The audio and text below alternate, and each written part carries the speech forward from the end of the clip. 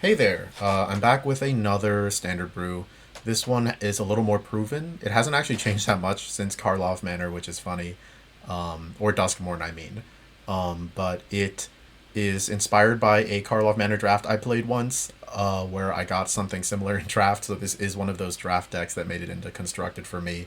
But I've won a store championship with this one. I've topped another one, top four, and it's performed pretty well in general. Let me just explain.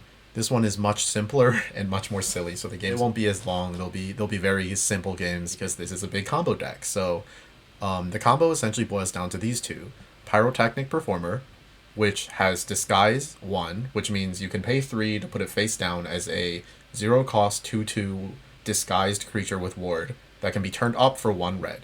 And whenever this creature or another creature you control is turned face up, that creature deals damage equal to its power to each opponent. One funny thing about this deck is that it uses all three types of transforms that are currently in standard right now. What that means is that in real life, I have little tokens that I put on top of the cards to say which kind of transform they are, because all three are actually very mechanically different. Disguise means a disguised creature is a 2/2 with Ward 2 that has to be turned up for whatever its disguise keyword cost is. And so here's Flourishing Bloomkin. It gets +1/+1 for each forest you control. This card gets played in other standard decks here and there for that reason. Disguise 5, so if you disguise it by paying 3 to put it face down, with its own keyword ability, you have to pay all 5 mana to flip it up. When the creature is turned face up, search your library for up to 2 forest cards and reveal them, put one into your battlefield tapped and the other into your hand, then shuffle. It says any forest card, so it can get Commercial District. And then expose the culprit. This is the other part of the combo. Choose one or both, turn target face down creature face up. Exile any number of face-up creatures you control with Disguise in a face-down pile, shuffle that pile, and then cloak them. And so Cloak is also mechanically different from Disguise. To cloak a card, put it onto the battlefield face down as a 2/2 with Ward 2. You can turn it up at any time for its mana cost, so now you can pay the CMC to flip it up.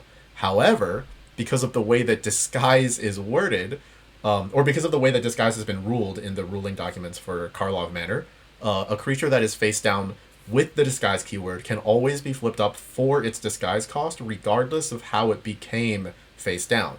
So whether it's disguised or cloaked or the third form, Manifest Dread, in all three cases, if it is a performer, you can pay 1 to flip it up. And for Bloomkin, you can pay 5, although you would always pay the CMC of 2, which comes to the third Manifest Dread. Valgavoth's Onslaught, Manifest Dread X times, and put X+1/+1 counters on each of those creatures. That kind of transform gives you a 2/2 with 0 CMC that has no Ward 2 and can turn up for its CMC as well. It does not need Disguise to be flipped face up. And so Cloak and Disguise and Manifest Dread are the three different kinds of forms that you're using. The fun thing is that if something is disguised, you know for sure it's one of these two. But if it's Manifest Dread or Cloak, or if it's Manifest Dread, it can be anything. If it's Cloak, it had to have been exposed to Culprited at some point. I don't have any other ways to cloak. There are cloak cards that come straight off the top of your deck, but I don't play any of them. Onslaught has kind of replaced all those in this build. And then Archdruid's Charm is just a generally good card in this mana base. Threats Around Every Corner is just a very strong ramp card, and these are other ramp cards that get you from 2 to 4. Gameplay is the best way to show why this deck is good, and so let's just get into some gameplay, and you'll kind of see how this deck actually plays, which I think in this case is going to be more interesting than just me saying lines, especially because I'm not sure if I'm actually going to put graphics up or anything. So, all right, yeah, let's get into it.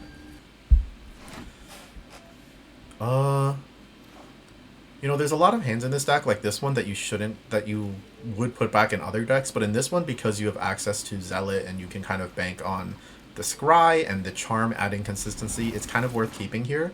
The Zealot being 0/4 is actually really good against aggro, and it looks like we drew a land anyways, and they're not on aggro, so I think we're good. And there's an Onslaught that'll come in handy soon. Let's just keep everything, because if we get to 5 mana, the Onslaught becomes crazy. I rarely play Onslaught at 3. I almost always wait for 5 no matter what. Sometimes to my detriment. This card can be bad to draw too many of, but it's too important not to play 4. The second one is too powerful. The third one is pretty powerful. It really is when you have too many early. This is troublesome. It's troubling. We'll see if he shuffles it in. He does not. He will find that there isn't really anything worth taking here. Probably going to take a Charm, which I'll get back with the other one, probably immediately. If he takes anything else, I question his choice. But being at 6 mana, he's probably reading Expose and trying to understand it, but this is not a deck that is known. So I doubt that he's going to know what he's playing against. I will say the Performer I have actually seen around, so I wouldn't be surprised if he's aware of that. Ooh, Burst Lightning is pretty good here. We're not really in threat of anything, so I could use this Charm, and I think that's what I'm actually going to do. Because of the Burst Lightning getting drawn, and this being unlocked without this being required, so I don't need the Charm to force this out anymore. Ooh. Alright, that's too good of an opportunity. He knows about the Charm, maybe he just doesn't realize this is an interaction, but this is too good to pass up. Yeah. 1 + 5 is 6. And there it goes. But making him use 2 on it when he's already down a card from Logan, really good. And we drew a 4th land, so we are starting to get into gameplay. I'm going to Burst Lightning, not now. Let's Burst Lightning later when we're more sure. Because I think what I want to do here is I'm going to Charm for the second commercial district. Being at 5 is going to give me a lot of play ability. I'm going to wait and see if there is a main phase 2 Deep Cavern Bat, because I cannot get Cavern Batted here or else. And this would be a good time to get that commercial district. And let's scry for something good. Maybe a second Onslaught? Fungus isn't horrible, but it's not what we want. And I'm probably going to use the Fungus to draw a card anyway, so let's get that draw for free now. Burst Lightning this Drowner out of the way so he doesn't bounce it for some reason later. And that 2/4 will be handled. Ooh! I don't have a way to remove this. I could put down 2 4/4s and just believe he's away from all of the removal he would need. Putting down Bloomkin is going to make the Onslaught for 3 instead of 2, so it's going to be worth it. The Bloomkin's also going to be able to combat dodge, so the Expose the Culprit takes it out of combat. It takes it away from removal spells. It has Ward 2. There's no good way to interact with this. Let's see what he does. Pass. Let's see if he does anything. And let's go for it. Because this is really good ramp, too. This is really powerful ramp. We want the ramp. We want to start getting unfathomable value out of everything, right? And we have a second Expose. If we draw Performer, he's in lethal range. If this Scry hits Performer, he's simply in lethal range. We never even have to Onslaught anyways. As mentioned before, that's really good to have in our hand, too. We have 5 forests, so that would be 21, but 4 forests will do 19. He paid his 1 life to draw a card. He's very low on mana. He had to mulligan to 6. Ooh. Okay, good thing Hugs is on top, huh? Really good thing Hugs is on top. And he took not Onslaught. Okay, so he does not understand what he's playing against. Very reasonable, actually. Hard to say that's his fault. Let's go ahead and show him. 1, 2, 3. If we hit a Performer here, the game ends immediately. Even if we don't, he's not in a great spot. That's not bad either. Let's see if he can come back from this. This probably could have attacked for 2. This does not have Death Touch, right? But I didn't feel it was necessary. Rather, yeah. I feel like we probably should have actually attacked for 2 just in case. Still, I don't think he would have blocked it. I don't think he would have double blocked with a Deep Cavern Bat on the line. Anyways, which is actually the reason I should have attacked. So I'm actually talking myself into I should have attacked. Okay, here's another thing. The Expose the Culprits quickly gets sided out. Once people understand how powerful this card is, it's hard to have all 4 in your deck because they don't function the same way as they do when they're completely unknown. Especially when there's times that they require you to draw them in pairs, and there's only 4 of them, right? Like, they say that you're supposed to run 8 rack. You're supposed to run 8 of something before it's good. Or before you can expect to draw it. So Expose the Culprit is a card that you'll lose the game with 2 of in your hand and no disguise creatures, right? That's something that'll happen sometimes. So I like to take them out after game 1, regardless of how good they are, and put in something very tuned for the matchup. In this case, probably Paw Patch Formation. Paw Patch Formation is pretty strongly tuned against Deep Cavern Bat, against... Well, this isn't... You know, it is kind of tuned for him, but I actually don't like it as much as I think I thought I did. Because this isn't Dimir Bounce, I think. If it's Dimir Bounce, it's more strongly tuned for it. But I think this isn't Dimir Bounce, which means I really want cards like Burst Lightning, and I really want Witchstalker Frenzy. So I think I'm going to take out this Scorching Dragonfires because there's nothing we care about exiling, really, except for this, which I think we can ignore. And put in the 4th Fungus to block stuff and for added consistency, and I think we're good. There's no graveyard stuff going on besides that one guy that I care about. This is just removal. So we're looking for creatures that will suck up removal for value. We're looking for cards that will trade off the creatures so the trading lasts longer. In that case, the Paul Patch Formation to be able to draw a card is actually better than I think, but Burst Lightning is too good. I think we're going to stay like this. Yeah, Burst Lightning being able to deal 4 is pretty amazing. And it needs to be able to deal face damage, by the way. That's why it's not the Castle one. I don't remember what it's called anymore. This is a super keepable hand. This is lethal. So when this was up, right, let's just ignore mana. Let's not think about how much mana we need right now while I explain this. This deals 3. Flipping this up deals 6 more. So 3, expose, flip, or flip this one first, expose, flip this one, then exile both. So now they've taken 9 from the first 2 flips. They're going to take 9 from the second 2 flips and then attack for the last bit, right? So that'll be 8. That's 20 right there. Oh, God. Just kidding. We are getting duressed. Away from lethal. Oh, well. It was a lot to ask for. I don't think we need more mana in this hand. As much as I would love to have some kind of ram. That's the wrong kind of ram. So now that we've lost that, it seems like we're going to want to aggro. I think I'm still not going to play for Performer for 2. I get sometimes I get like the feeling like that I should play it for 2, but it's hard to tell, especially because he runs Cut Down and this just happens to fall into it. It's not always great. Kaido. Kaido getting milled. He has Kaido already. Alright, easy. Easy choice. Let's not get Kaido'd too hard here. Yeah, that's a easy read. Let's not get Kaido'd for no reason. Deep Cavern Bats. That is something I could have seen coming. Witchstalker Frenzy. Okay. Gorge. Let's go this face down. We can get that other one back later. Unless we get duressed for this Witchstalker Frenzy.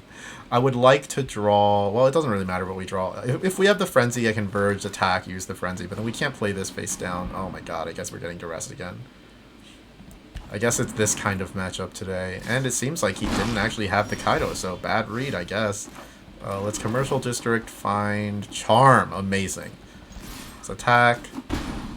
I'm going to flip this on his turn so the ward stays active as long as possible, because on the next turn we're going to be trying to Charm back into our Performer. We could either charge Charm for the Performer, in this case we don't have to. Yep, make him pay 2 for no reason, get rid of it immediately. And we are good. This might go for Hugs now that we're in this situation, now that we're kind of like low on cards. We're going to want to use the Charm to get cards. And so that's why Hugs is important, because it converts into a big bomb. It lets Charm convert into a bomb when we get stuck on it being the last card, which happens more often than you think because of how the deck kind of performs. Oh no, that's getting exiled. Just kidding about Hugs. I would love to get Hugs here. It's potentially necessary, but that's more necessary. And yeah, we might get punished for this in the long run, but I think it's worth it. Just to not let that Curiosity happen. And obviously, if he draws another Curiosity, we're cooked. Pretty cooked. Nothing I can do about it.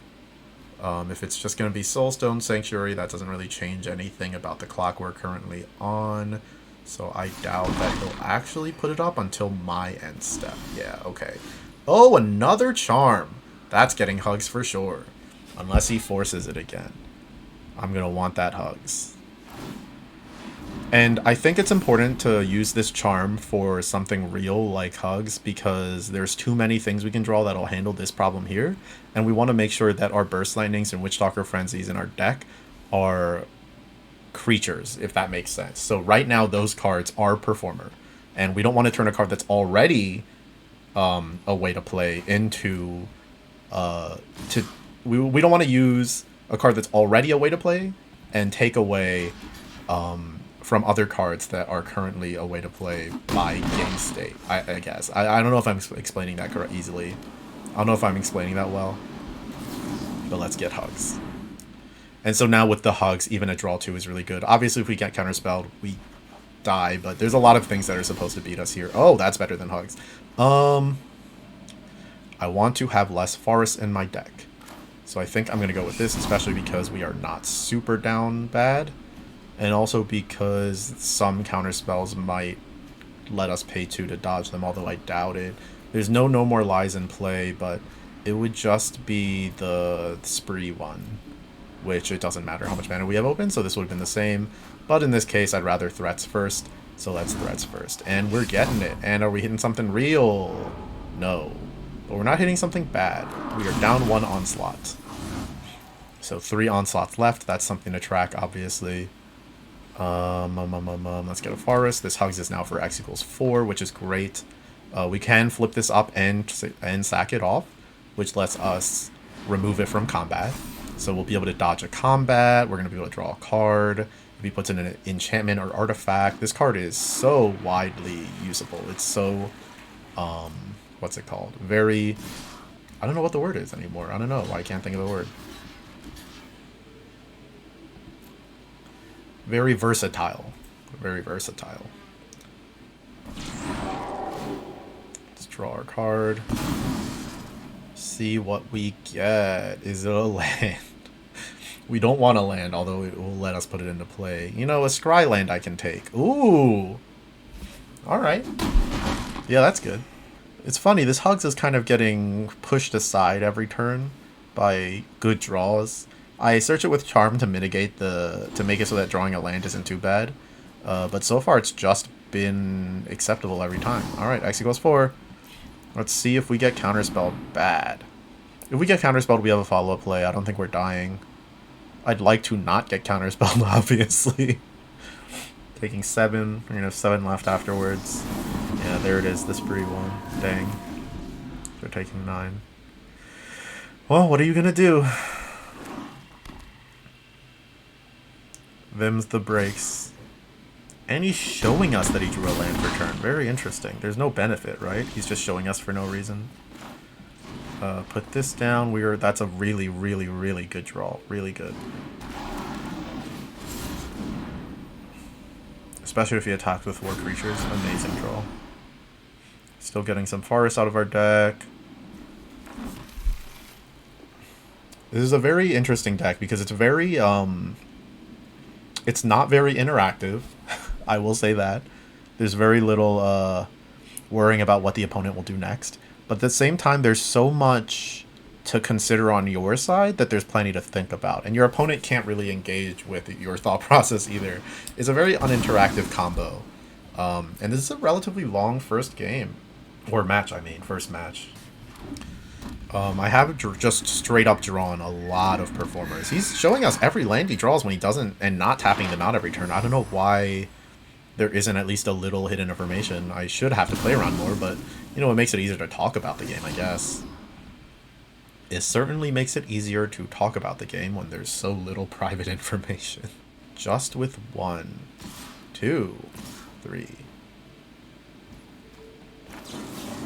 Easy hit. We got a performer back. We're going to go here and here. Let's see if we draw anything good.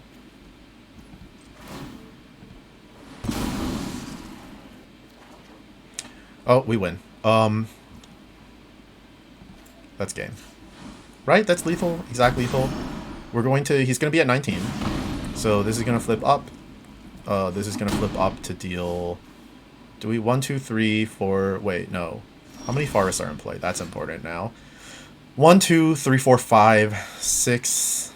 If, let's say, let me do some quick calculating. If I put this down for 2, then I'll have 1, 2, 3. I'll have enough to flip this up 2. So I put this down for 2, I can do both. It'll be 6 times 2, which is 12. It's not lethal. There's no reason to go for it. So what we're going to do is set this face down. If I set both, I will not be able to flip up Bloomkin anymore. It's going to take all 5, and we will only have 4, if that makes sense. So I'll set this base down. This will provide 2 for flipping stuff, and so there's no reason to put everything down. We might as well hold everything up and simply wait around. In his end step, he'll take 6, and then on our turn, he'll take, what is it, 14, 15? No, 16. He'll take 16, so, you know, he's paying down even further. I don't think we have to worry about potentially losing this game. I think we're good. I think we're in the clear. Very little he can do to interact from this point. He has to pay into this board to really live.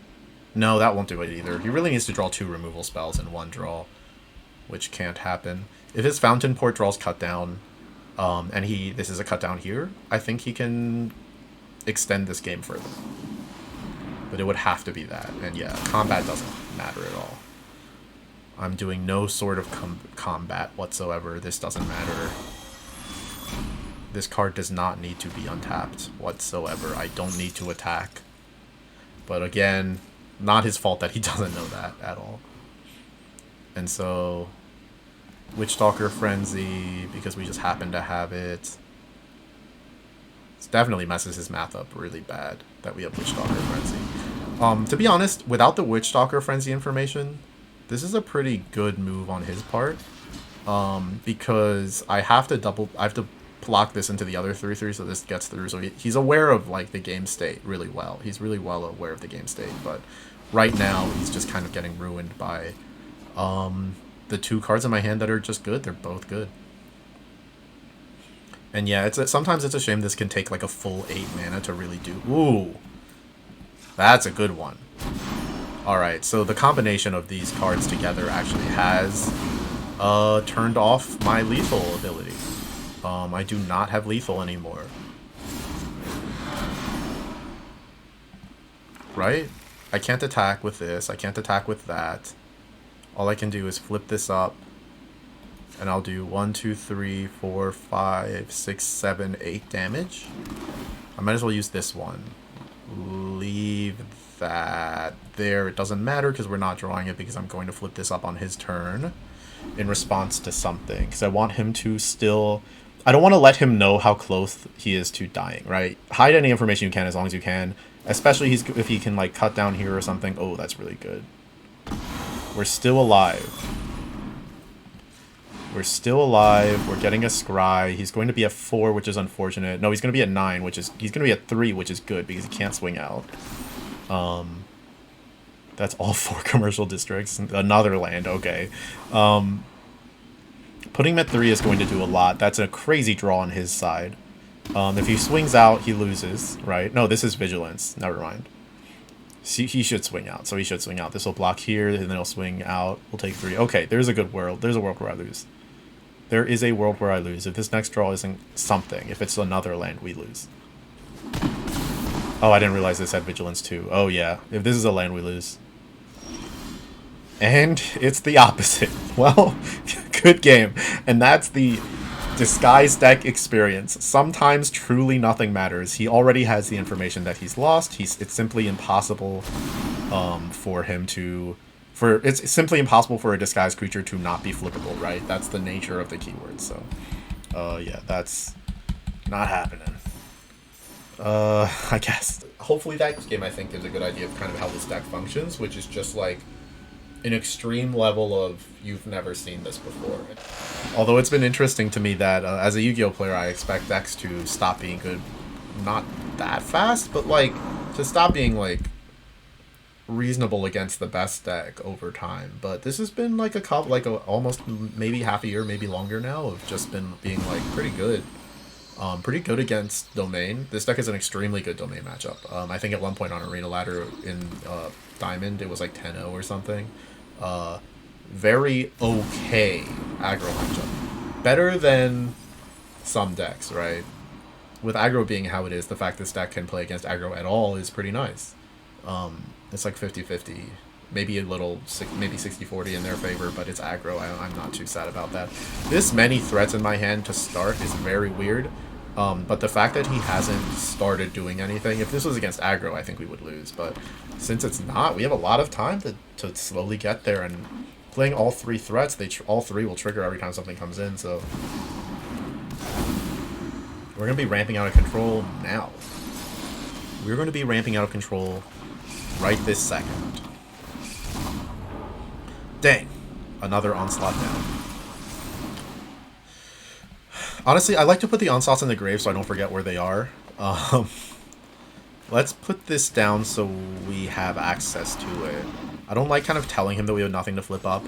But at the same time, the onslaught trays into enchantments really well. So that's another reason why. Actually, you're about to see the domain matchup and how good it actually is, because it's outrageous. They give you too much time, and the inevitability is too high. There's like nothing they can do to stop it. We just have Scorching Dragonfire. Very nice. Very convenient, even. I do like drawing forests after searching a lot of them. Oh my god. Dang. That's 2 onslaughts down, so bad start, honestly. Let's get a mountain into play in case we need it. Let's put this forest down. What are we going to do? Are we going to Dragonfire here? Yeah, I'm going to Dragonfire here. And leave the Insidious Fungus live. And we'll find something to use the fungus on. From here, we're pretty safe. We have enough lanes on the field and few enough in our deck. How many are there? There's 9 left, I think.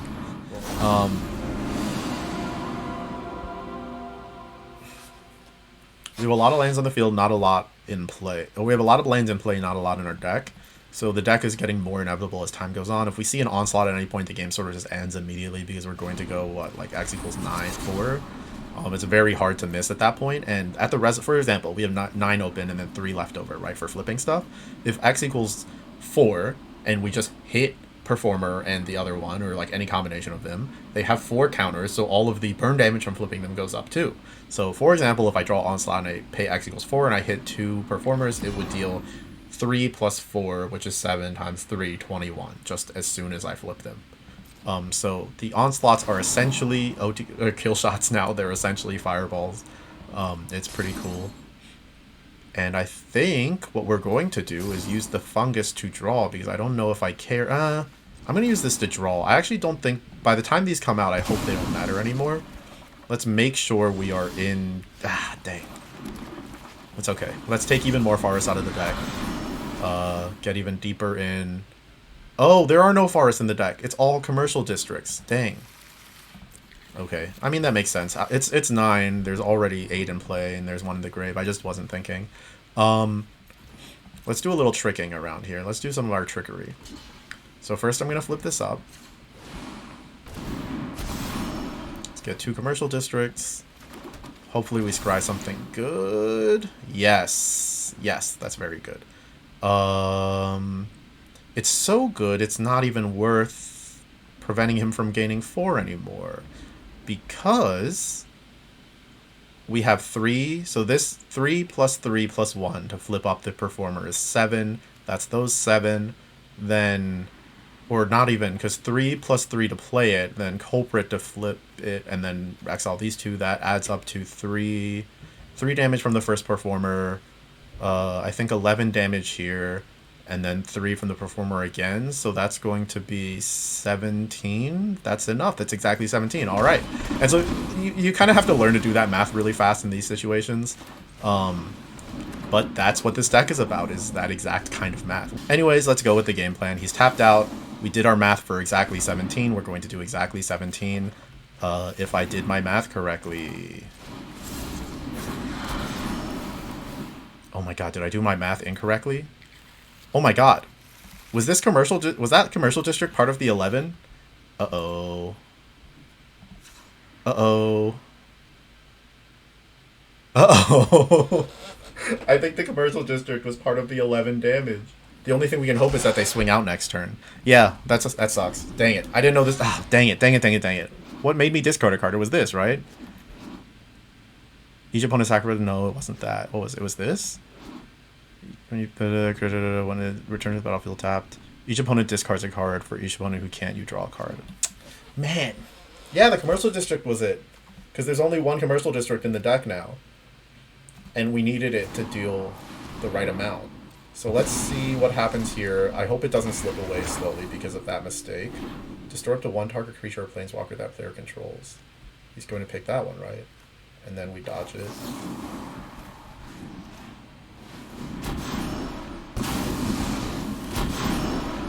tapped out again. Let's see if we get to attack. Oh yeah, sometimes you have to hit decline this many times.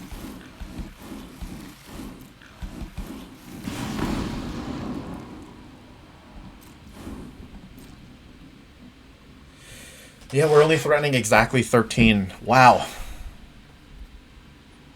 That's a real shame. And we don't have a good way to deal any more damage either.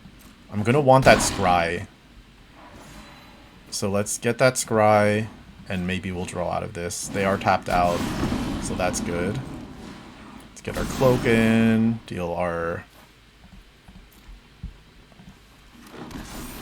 10 damage. Okay, well, speak of the devil.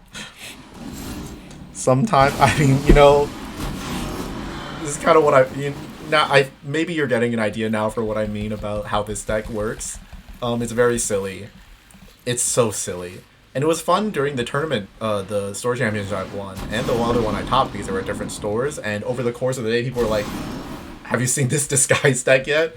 And as people started talking about it more, it became more clear that it was going to get harder and harder for me to just steamroll like that, right?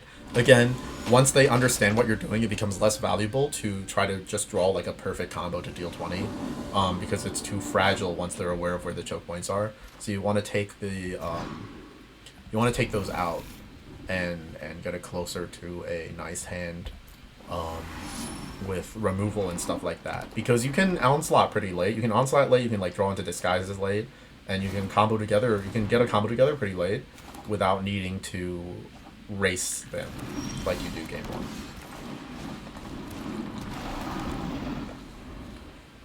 Probably going to do a little draw ramp here, unless they put down something I don't want them to have. Ugh. No, I don't think I'm going to interact with that. To be honest, I think I want to ramp even more than before, but we're relying on drawing a land in the next 2 cards to make it make sense. Okay. I think I'm going to use the fungus now, and settle in for a longer game. And in that case, I'm going to let the Glissa through. Oh, dang it, we would have been at 4. It's okay. I'm going to let the Glissa through for 1 turn. Say the advantage is going to be acceptable. This deck does require a lot of planning ahead. You're doing like really large combos that require like a lot of different cards, so you can't like burn every card and then hope to top deck out of it all the time. Eventually the onslaughts will help you there, but especially at the beginning, when you're trying to get your pieces to go through, you have to make weird little sacrifices here and there. But all the private information helps you get through that early game pretty well when your opponent has to interact with things very weirdly. This face down could be anything. Well, it can only be 2 things realistically, but you know how it goes. We are going to use 2 mana. There's a chance I charm here. I played a land for turn, so there's no reason to do it like that. I think I'm going to play this face up. Let it ride. And see what they do from here. I did not expect this to be Ketramos also. I did not expect this to be Insidious Roots. I'm actually still questioning if it is. Maybe it's just Ooze. Maybe it's just Ooze Ketramos is like a specific like interaction. But they're playing white. Like they're going into 3 colors for something. It can't just be for Ketramos. That's not how constructed deck building works. Is it? Is that how constructed deck building works? I don't know. Let's block like this. Hopefully no response. Well, let's see. They're going to have to use the interactions anyways, but this is why I wanted to play this for 2. I wanted to be mana efficient, have 2 ways to flip for 2 next turn. Get a lot of value out of this nonsense. Take that out of combat, prevent the Glissa. Get a... Oh, man, that triggers there? What, because I exiled them and they came back? Ah, God. It's becoming more likely that this charm is going to get a... Ooh. This can't block. Oh, let's just attack. Yeah, what am I doing? I let it get too complicated. I really overthought this. These guys are too easy to attack with. Oh, wow. They're both going through. Okay. This can't be lethal. There's no way this is lethal. If this is lethal, I really overthought it. No, it's not. It's off by 1. Oh, it is lethal, and I really overthought it. Oh! I think I passed priority wrong. That's something I still don't really get. Like, I don't get passing priority exactly. No, I don't. I just don't have 3 mana. I just don't have 3 mana open. Never mind. It's gonna be pretty hard to lose from here. They're gonna have to find a way to. Ooh. Oh no, they can't gain life. They actually can't gain life. That's so funny. Wow, they don't have a way to gain the life, no matter what. None of this. Oh, this is lifelink. I see. So will they simply exile 4 cards? They still can. They still have the 4 open to just exile 4 cards and attack out. But then I'll be able to swing for 14 again, so I guess they have to worry about that too. Let's see what they do. We are kind of in a... We're in an offensive position, right? And this deck boils down to one of the reasons I stopped playing this and started looking for more interactive decks to play is that, like, you play a lot of this deck and it turns into... I think I would... If I was going to enter, like, a large tournament, I would probably choose to play this. However, at locals and on Arena, this is a very kind of boring deck to play once you've gotten used to it.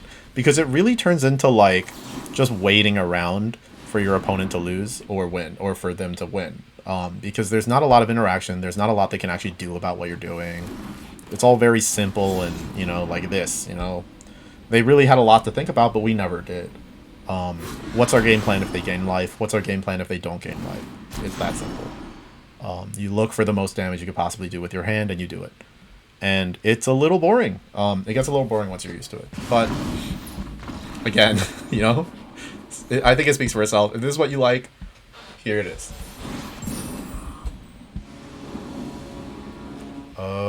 This is fine. Any hand that has the potential to get this down on turn 3, I keep it. Even if it's, like, risky. I just believe. Sometimes I just choose to believe. And in this case, all we have to do is draw a land in the next 3, right? Or the next 2. We have 2 turns to draw a land. That doesn't come in tapped. And we're set. Copperline Gorge works. Ooh, no. That makes it worth not putting the Zealot down, actually. Because the Fungus can put Commercial District in, so it makes it not a tap land anymore. So now if the Fungus draws a Forest... Oh my god, are they really gonna... Oh yeah, I guess for them the mill is worth curving out. Actually, let's just completely nullify this. That actually feels too valuable to pass up. As much as and we were gonna miss anyways, as much as actually fine, but let's get rid of it. As much as I wanted to get to the threats on turn 4, on turn 3, you can't pass up time. Sometimes you just gotta take the value, right? Who knows how good that was gonna be for them, and I do not want to find out. Another one of these decks, okay. Interesting. Let's threats with this guy face up. So now if we hit either disguised creature, we are in the green. We're on the green. We're on the green. I don't know. I don't want them to know what we're doing yet. No, it's a surveil. It's actually just too much value not to show them a little bit. Yeah, I think it's worth it. I think it's worth showing them just to get this surveil. And for the mana efficiency too. And it was a good surveil. It's always nice when the surveil is good. Copperline Gorge is not going to do anything for us. Okay, we are now ahead enough that this is going to go for a Hugs in his end step. I'm going to want to put this down. And on his turn, on the next turn, I want to be able to put the Forest down and Hugs. So we're going to do this in the end step. We're going to charm something at some point. I'm not interacting with beans anymore. We're able to go over top of it. Meringue River Regent. Alright, well, it seems like they might be running counter spells, so let's get our Hugs while we can. Although, you know, that can get counter spelled, but it's fine. We'll find out. Meringue River Regent. And they're running Opulent Palace. Okay, is this a 4-color deck, or are they just running Opulent Palace? They are just running Opulent Palace. Interesting. Yeah, again, the Meringue River Regent's getting pretty popular. The Omen cards are becoming pretty popular. I'm really happy about that. You know, no one's been... It hasn't been, you know, my exact variant, but there's a Dimir Omen controlled version that's really similar to mine, but without the green, which I think is a really good evolution, because the green was kind of a waste of time, for sure. In this case... Good, I think, right? Good. I couldn't care less about my Bloomkin right now, so let's go for Performer and start to lock this in a little bit. The Performer we're not going to use immediately, but at some point we are. I'm going to want that Burst Lightning for 4, I think. But let's see if Hugs gives us a true... Sometimes Hugs gives a resolution where the game just ends. They can see it ended in the exile, so let's find out if that's one of those. 3, 4. It is one of those. So they know about this, they know about this, they know about these. In theory, they know they've lost. Just, you know, again, very little interaction. Very little they can do. They need to hold up like 2 counter spells, which in theory they can have, but we'll find out. We can try to use up what mana we can. Oh yeah, hey, look at that! Well, oh my god. Is this... Wait a second. Is this my deck? Is this the Sultai Omen Control deck? Is this a Sultai Omen Control deck with a number of changes? I wonder if this was already happening irrespective of me, or if somebody saw my video. We don't exactly have enough mana to finish this here, but we're going to get pretty close. Since it's not going to be exact, I think it's going to be worth waiting for their end step to do anything. It seems like they don't have Dispelling Exhaust. Very cool. And we're going to hold up... Oh, these are going away. Oh my god, these are going away. On pass, on auto pass, on auto pass. Sometimes I forget that the Hugs cards are temporary. I really do. Even though they're glowing white. I know. Of course I should know they're temporary. I don't know what I was thinking. Is he paying the war for this? Wow. Alright. We have baited them. Not on purpose. Not on purpose at all. Wait, what's happening? Alright, I guess I'm closing and reopening the game. Oh no, there it is. What does this mean? Oh geez, okay, we made it back. I don't know what that was about.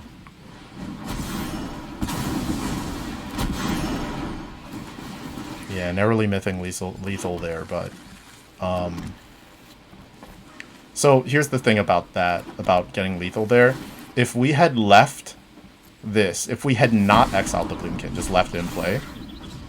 No, the Caustic Exhale, so it would have been 11 without the Caustic Exhale. He hit the right one with Caustic Exhale to prevent that. Still, he has to deal with this now, you know. And we have a Burst Lightning. So he has to like handle these and gain some life. He isn't even aware that he needs to gain the life, right? So wait, this is the wrong one. Oh, he doesn't know which one's which. That's a real shame. And you know, this is just circumstantial. It's all circumstantial, but this deck is just so good at creating the exact amount of damage, and it's something that I didn't really do math for on the way in. It's just kind of evolved on its own. We're going second. It's fine. This will draw. There it is. There it is. I think I'm going to put down a Flourishing Bloomkin for 2 in this hand, because we drew the Expose. Which means I'm going to go Forest Bloomkin and then Expose on his turn. Or Forest Bloomkin, Expose... Forest Bloomkin, and then, like, on the next turn, another Verge, and then Bloomkin face down, and just assume this is sticking. Because we didn't see a lot of that kind of removal on his side last turn either. These are very good lands. Oh man, dang it. Kind of punished, but what were we realistically going to do with like multiple Bloomkins in our hand anyways? I think this is Sultai Omen Control. But like better. Like built better than... I have very limited card pool knowledge, so... anyone that can ever advance any of my ideas, fantastic. Good job, thank you. I really don't know a lot of cards. This is cool. This is cool. This is really cool. And maybe they had this idea on their own, obviously. So this is going to result in 2 extra mana at the end. If I just flip it up, we can do a little bit, but now let's just get 2. Let's just do 2. Let's just do 2. Because I want that back in play like this, and I want to see if this Surveil is good. Surveil into Onslaught. We want that, which means I'm not flipping this again. If they want to pay the ward, they can. Yeah, this is a really strong game. Let's go Cloak. See if they interact here. Oh! That was bad. That was supposed to use this. I forgot the auto tapper doesn't know to do that. It's mine. I'm still gonna have 5 left over, right? But I wanted to have 1 left over to Burst Lightning. And now I won't be able to do that anymore. Let's attack first. Try not to attack with the Zealot. Seems like we're getting the damage somehow. Let's X equals 2. If this hits anything crazy. So, like, for example, if I use this to flip this, right? And then this had hit a Performer, we'd even be able to flip a Performer right now. So, this just lands anyways. Doesn't suck. Part of the fun of this deck is they don't know if these are good. These could both be Performer. They could have to remove them to play. Or they could be nothing. There's no way for either of us to know that. I don't know that, and he doesn't know that, right? In Constructed, there have been times I put them face down, don't even look at them, right? I don't look at them until my turn, until I have open mana again, because I don't even want to accidentally betray what they are in my expressions. I don't want them to even maybe get a hint from how I'm feeling, from how I'm talking, right? Because I'm actually not a really good... if we do X equals 2 here, we might be able to hit Performer and just win immediately. Performer will be 3 plus 2, which is 5, so we're going to be 1 short. Well, if we do X equals 2, we hit 1 Performer and we use Burst Lightning, we can finish this here. Wait a second. This is a Forest. Burst Lightning for... No. We're doing this for 2. I'm doing X equals 2. I want to make sure that we have lethal. We hit it. Yep, that's game. Yeah, so... Oh my god, that's super game. It's fine. Yeah. If we do X equals 3 there, we can lose to another removal spell, right? Over time. There's no reason to risk it. Let's just finish. Bing! Alright, yeah, so, you know, maybe I'll just leave it at that. Again, check out Kyoukai. It's on 0.01.6 now. It just got updated to the new version of the demo. Way more stable than before. Tons of upgrades to how it looks. It's going to be essentially a card game that you play against your opponent on a shared 5x5 grid. It's like 40k or any other tabletop RPG, except with cards instead of units, and the cards are designed like units with ranges and attacks and movement. They have instant speed effects too to dodge stuff, so there's cards that can actually dodge attacks because targets always go onto zones. So if a card game that references ISO RPGs is interesting to you, the physical cards unfortunately aren't getting printed anytime soon, but the digital simulator is still well on its way. The Kickstarter will directly fund the art and the music and the game design. So there's art on the way that'll be revealed on Blue Sky as well, that I'll also be posting on the backer kit. So check it out, give us your email if you're interested. I really want this to work out.